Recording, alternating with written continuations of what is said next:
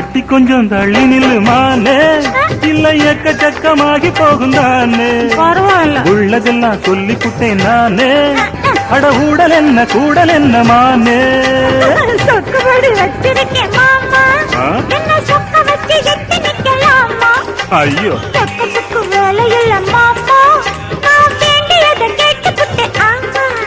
ஐய எட்டி கொஞ்சம் தள்ளி நில்லு மானே.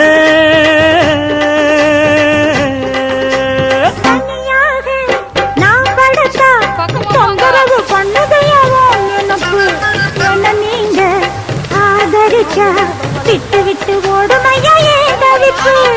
அறியாத சின்ன பொண்ணு, அச்சம் கொஞ்சம் நாணம் கொஞ்சம் வேணும் அம்மா. புரியாத முகத்துல புத்தி தடுமாறி விடக்கூடும் அம்மா. நீ